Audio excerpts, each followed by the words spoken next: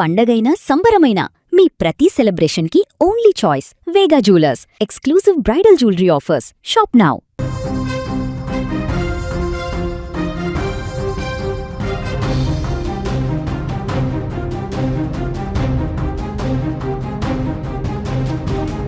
Tamil Nadu assembly సమావేశాలు రసవత్తరంగా కొనసాగుతున్నాయి. ముఖ్యమంత్రిగా విజయ్ ప్రమాణ స్వీకారం చేసిన తర్వాత మొదటిసారిగా జరుగుతున్నటువంటి అసెంబ్లీ సమావేశాలు కాబట్టి వీటిపైన మొదటి నుంచి కూడా కొంత క్యూరియాసిటీ నెలకొంది. అనుకున్నట్టుగానే నిన్న మొదటి రోజు గవర్నర్ ప్రసంగం తర్వాత మొదలైనటువంటి రాజకీయ హీట్ అనేది రెండవ రోజు సమావేశంలో కూడా అటు ప్రతిపక్షం ఇటు అధికార పక్షం మధ్య నెలకొన్నటువంటి వాదోపవాదాలు చర్చల మధ్య మరింత హీట్ కనిపించింది. ముఖ్యంగా కావేరీ నదీ జలాల పంపిణీ విషయంలో కర్ణాటక తమిళనాడు రాష్ట్రాల మధ్య దశాబ్దాలుగా సాగుతున్నటువంటి వివాదం మేకేదాటు డ్యాం ప్రతిపాదనతో మరోసారి తీవ్ర రూపం దాల్చింది.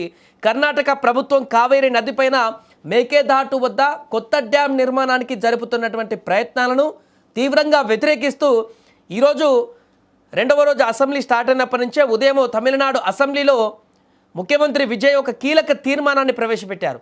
ఈ తీర్మానానికి అధికార పక్షంతో పాటు కాంగ్రెస్, వీసీకే, ఇతర రాజకీయ పక్షాలు పూర్తి మద్దతు ప్రకటించడంతో అసెంబ్లీ దీనిని ఏకగ్రీవంగా ఆమోదించింది. అసెంబ్లీలో తీర్మానాన్ని ప్రవేశపెట్టిన సందర్భంగా విజయ్ మాట్లాడుతూ కర్ణాటక ప్రభుత్వం ప్రతిపాదిస్తున్న మేకేదాటు ప్రాజెక్టు చట్ట విరుద్ధమని పేర్కొన్నారు. ఈ ప్రాజెక్టు కావేరీ నదీ జలాల వివాదాల ట్రిబ్యునల్ ఇచ్చిన తుది అవార్డులతో పాటు ఈ విషయమై గతంలో దేశ సర్వోన్నత న్యాయస్థానం సుప్రీంకోర్టు ఇచ్చినటువంటి తీర్పులను కూడా పూర్తిగా ఉల్లంఘిస్తుందంటూ ఆయన స్పష్టం చేశారు. ఈ డ్యాం నిర్మాణం గనక చేపడితే దిగువన ఉన్న తమిళనాడులోని కావేరీ డెల్టా పరివాహక ప్రాంత రైతాంగం తీవ్రంగా నష్టపోతుందని, వారి జీవనాధారం దెబ్బతింటుందని ఆందోళన వ్యక్తం చేశారు. కాబట్టి కేంద్ర ప్రభుత్వం ఈ ప్రాజెక్టుకు సంబంధించి ఎలాంటి పర్యావరణ సాంకేతిక అనుమతులు మంజూరు చేయకూడదని తీర్మానం ద్వారా డిమాండ్ చేశారు. ఇక ఈ అసెంబ్లీ తీర్మానానికి ముందే గత నెలలో విజయ్ ఢిల్లీలో ప్రధాని నరేంద్ర మోదీతో సమావేశమయ్యారు. మేకేదాటు వద్ద డ్యాం నిర్మాణాన్ని తక్షణమే అడ్డుకోవాలని కోరుతూ ఆయనకు ఒక సమగ్ర వినతి పత్రాన్ని కూడా సమర్పించారు. కావేరీ నదీ జలాల నిర్వాహక మండలిలో సభ్యులుగా ఉన్న ఇతర బేసిన్ రాష్ట్రాల రాతపూర్వక అనుమతి, ఆమోదం లేకుండా కర్ణాటక ఏకపక్షంగా మేకేదాటు ప్రాజెక్టును చేపట్టడానికి వీలేదంటూ కూడా విజయ్ ప్రధానికి వివరించారు. ఈ విషయమై కర్ణాటకకు ఎలాంటి అనుమతులు ఇవ్వవద్దని, కేంద్ర నీటి వనరుల శాఖకు స్పష్టమైనటువంటి ఆదేశాలు జారీ చేయాలని ఆయన ప్రధాని మోదీని అభ్యర్థించారు. తమిళనాడు సెంటిమెంట్తో ముడిపడి ఉన్న ఈ సున్నితమైనటువంటి అంశంపై అసెంబ్లీలో ఏకగ్రీవ తీర్మానం చేయడంతో ఇప్పుడు ఈ బంతి మళ్ళీ కేంద్ర ప్రభుత్వం పరిధిలోకి వెళ్ళింది. ఏదేమైనా ప్రస్తుతము తమిళనాడులో కొనసాగుతున్నటువంటి అసెంబ్లీ సమావేశాలు రసవత్తరంగా మారాయి. అటు ముఖ్యమంత్రిగా విజయ్ సమావేశాలలో పాల్గొంటున్నటువంటి తీరు, ప్రతిపక్షంగా అటు డిఎంకే పాత్ర చేస్తున్నటువంటి సమావేశాలు కానీ, తమిళనాడు రాష్ట్ర వ్యాప్తంగా కూడా రాజకీయం ఒక కొత్త మలుపు తిరిగింది. ఇప్పుడు తమిళ ప్రజలందరూ కూడా ఈ యొక్క అసెంబ్లీ సమావేశాన్ని ఆసక్తిగా తిలకిస్తున్నారు.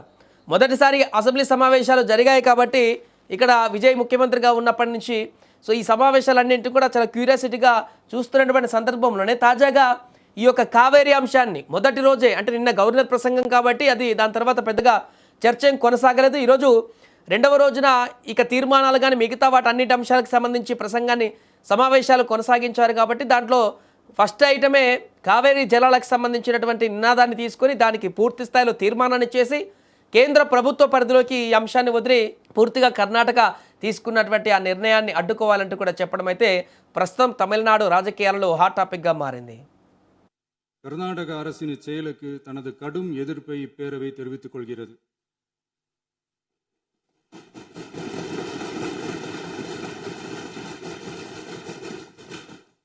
கர்நாடக அரசின் மேகதாது அணை திட்டத்திற்கு தொழில்நுட்பம், சுற்றுச்சூழல் உட்பட எவ்வித அனுமதியும் அளிக்கக்கூடாது என ஒன்றிய அரசை இப்பேரவை வலியுறுத்துகிறது.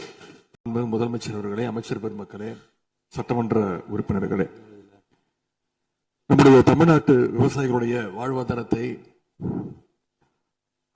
அழிக்க முயற்சிக்கின்ற மேகதாது அணை கட்டப்படக்கூடாது அப்படிங்கிறதா திராவிட முன்னேற்ற கழகத்துடைய உறுதியான நிலைப்பாடு. காவிரி நதிநீர்ல தமிழ்நாட்டுடைய உரிமை பறிபோக நாம ஒருபோதும் அனுமதிக்க கூடாது. காவிரி நடுவர் மன்றம், காவிரி நடுவர் மன்ற இடைக்கால தீர்ப்பு, இறுதி தீர்ப்பு, உச்சநீதிமன்றத்துடைய இறுதி தீர்ப்பு, மேலாண்மை ஆணையம் உள்ளிட்ட அனைத்துக்கும் முத்தமிழர் கலைஞர் அவர்கள் முதலமைச்சராக இருந்தப்போ கழக அரசு எடுத்திருக்கக்கூடிய ஆக்கப்பூர்வமான நடவடிக்கைகள் தான் முழு காரணம். அதை இந்த அவையில் இருக்கக்கூடிய மூத்த உறுப்பினர்கள் அத்தனை பேரும் அறிவார்கள். ஒரு நீண்ட நெடிய சட்ட போராட்டம், அரசியல் போராட்டம் எல்லாத்தையும் நடத்தி தான்